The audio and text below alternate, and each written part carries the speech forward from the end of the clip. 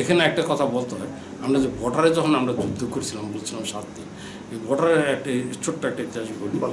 বর্ডারের ছোট্ট ইতিহাসটা হলো, আমাদের এদিকে হলো ওই সাওয়ালপুর ছিল ভারতের সাইড, আর তখন তো বাংলা পূর্ব পাকিস্তান বাংলাদেশের সাইড ছিল বিবির বাজার, মাঝখান থেকে গোমতী নদী ছিল। ওই পাশে কিন্তু তারা যেত না, পাকিস্তানিরা কিন্তু ওই পাশে যেত না, ওই পাশে আমরা থাকতাম। আমরা এই গোমতী নদীর উপর দিয়ে তাদেরকে টুমটাম করে ফাইট করতাম। যখন ওইখানে সেলিম সাহেব করে একজন অ্যাডভোকেট বর্তমানে ছিল অ্যাডভোকেট, ও আমাদের সাথে মুক্তিযোদ্ধা, ওই গ্রামে এই যারই কুমিল্লা টাউনেরই। সে বললো যে আজকে তাদেরকে অ্যাটাক করবো। তখন আমাদেরকে কিছু সাহসী ছেলে পেলে যারা আছে বলে আসো, আমরা আজকে নদী পার হব, গোমতী নদী। তো গোমতী নদী তখন পানি ছিল হাঁটুর নিচে, কিন্তু পাড়াটা দিলেই কোমর পর্যন্ত পানি হয়ে যেত, স্রোত এত স্রোত ছিল বালু। তখন ওইখানে যেতাম, যাওয়ার পরে সকালে ভোর হওয়ার আগেই আমরা তাকে অ্যাটাক করি। অ্যাটাক করার পরে যে প্রত্যেকটি ব্যাংকারের ভিতরে যে দৃশ্যগুলো দেখতে পেলাম, করুণ দৃশ্য, যেটা নাকি বললে মানে চিন্তা করা যায়, ভাষা প্রকাশ করা যায় না এরকম। প্রত্যেকটি ব্যাংকের 2-3টা করে মেয়ে থাকতো, তাদের আনন্দ উৎসব করার জন্য। এগুলো আমরা যখন আমরা অপারেশনে যেতাম, আমাদের কত একটা ড্রেসের ভিতরে কালো প্যান্ট, কালো গেঞ্জি, শার্ট ছিল, 3টা করে গামছা থাকতো আমাদের সাথে। তখন এই 2টা করে গামছা তাদেরকে দিয়ে দিচ্ছি, তাদের পোশাক ছিল না, তখন এই 2টা করে দিচ্ছে। এইগুলো নিয়ে আমরা সোনামুড়ি আমাদের হাসপাতালটা ছিল ইয়াতে, ওই ভারতে, ওই হাসপাতালে নিয়ে কান্দ করে নিয়ে ভ্যানে নদী পার হয়েছি, এরপর ভ্যানে তুলে দিছে, ভ্যানে ওইখানে নিয়ে হাসপাতালে ভর্তি করে দিচ্ছে। মানে আপনারা কি খবর পেয়েছিলেন কোনো যে কারা এই? ওই সে নাকি খবর পাইছে, ওই সেলিম তো ওই এলাকার লোক, টাউনের লোক ছিলেন, ওই কুমিল্লা শহরেই ওনার বাসা ছিলেন না। তো ওই খবর পাইছিল, খাওয়ার পরে এই এটা হয়েছে, আপনারা অ্যাটাক করতে গেছেন। কিন্তু ওই নারীদেরকে যে ক্যাম্পে দিয়ে আসতো, এই কাজটা কারা? ওই যে রাজাকার তারা ছিল, ধরে নিয়ে যেত, হোস্টেলের থেকে ধরে নিয়ে যেত, যেখানে পাইতো, যেখানে পাইতো ওইখান থেকে নিয়ে যেত।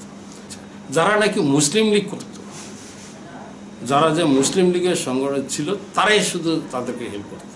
যেমন আমাদের হোমনার করিম সাহেব করে একজন লোক ছিল মুসলিম লীগের, তখন উনি গ্রুপটা উনি জানতো, যারা ছিল ওই গ্রুপ নিয়ে ইয়ে করতো।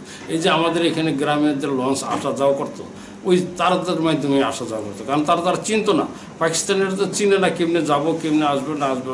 যেমন আমাদের গ্রামটা আরেকটা ইতিহাস আছে, যে আমাদের গ্রামটা ফুটে ফেলেছিল 71-এ। হ্যাঁ, 71-এ পুরো হয়েছে, কারণ আমাদের একটা ক্যাম্প ছিল। এই বাড়িতে আমরা যে ক্যাম্প ছিল, এটা তো তারা জানতো না, এটা রাজাকারের মাধ্যমে যাই না, করিম সাহেবের ছেলেরা আইন না এই গ্রামটা পুড়ে ফেলাইছে। আমাদের এই গ্রামে, গ্রাম কী গ্রাম, তখন গ্রামের মানুষ তো সব গেছে, যখন দেখছে যে আর্মি আসে তখন তারা চলে যেত, গ্রামে কেউ থাকতো না, তখন এই গ্রামটা সব পুড়ে ফেলাইতো। আমার পাশের বাড়িটাই ক্যাম্প ছিল, ওই বাড়িটা পুরো বাড়িটা পুড়ে ফেলাইছে এখনকার রাজাকার। এবং তাকে ধরার পরে এবার ওই কুমিল্লার টাউনে নিয়ে রিক্সার পাইতে বাইন্দা তার হেসরা মারা হয়েছে তাকে। কাকে? এই করিম সাহেবকে। এটা স্বাধীনতার পর পরই? স্বাধীনতার পরপরই ধরা পড়ছে, এবং তাকে ওইখানে নিয়ে বাইন্দা তার মারে হয়েছে, গুলি করে মারে, কেন গুলি করে মারবো না, রাস্তা টাইনে মারতো, এরকম মারা হয়েছে। নির্বিষ্ট কোনো তো দল ছিল না তখন, দেশ আমরা স্বাধীন করবো তখন কোনো দল ছিল না। এই খাওয়া দাওয়া যা আছে, যেই গ্রামে আমরা যেতাম, যে গ্রামে আমরা থাকতাম, মনে করেন আজকে এই গ্রামে ছিলাম, কালকে ওই গ্রামে গেছি, কারণ একটা গ্রামের যেত সবাই সবসময় খাওয়াইতে পারে না, কারণ আমাদের খাওয়ারের ভাতটা নিত তখন একটা গ্রাম নিত, এরপর ওই গ্রামে যেত, ওরা আমাদের সহযোগিতা করত, সব তখন এক ব্যক্তি, আমরা সবাই সহযোগিতা আমরা ইয়ে করছি। আমি আপনাকে বলছিলাম যে আমি একটু ডেঞ্জারাস, ছোট্ট সময় আমি একটু সাহসী ছিলাম। মানে এই গ্যাস ভাই আমাকে একটা দায়িত্ব ছিল, 4 জন আর্মি ছিল আমাদের এখানে, এর আটক করে রাখছিলাম আর কি। এটা ধরে আনছিল গ্যাস ভাই, আমরা ভারত থেকে আসার আগেই, পাকিস্তান ধরে আনছিল, আইনে রাখতো। তো বলছিল এই 4টা তুমি মারবা। কোথায় রাখছিল? আমাদের গ্রামেই, ঘরের ভিতরে। আমি বললাম যে আমি মারবো, হ্যাঁ তুমি মারবা। তখন আমি ওই যে বাতাগান্ধী বাজারের নাম বলছি আমি, যে বাতাগান্ধী বাজারে আমরা 7 থেকে একটা বাজার হয়, ওই বাজারের ভিতরে বুধবার দিন তুমি এই 4টার মারবা।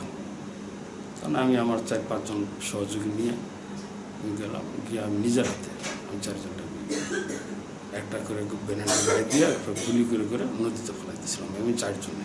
এটা ছিল আমার স্মৃতি মুক্তিযুদ্ধের শেষের দিকে। শেষের দিকে। এরপরে একটা আবার রেখে দিছিল, এটা বাঙালি রেখে দিছিল, রাজাকারের ছিল এটা। এটা মইয়া থেকে ধরে আনছিল, ওই যে ইলিটগঞ্জ থেকে ধরে নিয়ে গেছিল। যে এটা যখন বাঙালি, এটার একটু শাস্তিটা একটু করা হওয়া উচিত। তুমি এটা মাসিমপুর, আমি যে স্কুলে পড়তাম আর কি, এই স্কুলের পাশে আমার একটা বাড়ি ছিল, বাড়ির পাশে একটা আম গাছ ছিল। এই আম গাছের ভিতরে বাইন দেওয়া লটকা রাখবা আর 2টা গুলি করে দিয়ে আসবা, ওখানে লটকানো অবস্থা থাকবে, সবাই দেখবে।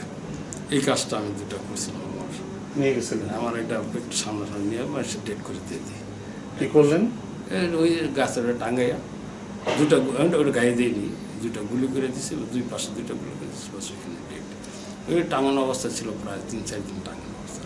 তারপরে নদীতে ফেলাই দেওয়া হয়েছে। রাজাকারদের? ওর নাম মনে আছে? না, এইগুলোর তো নামটা নাম জানা না।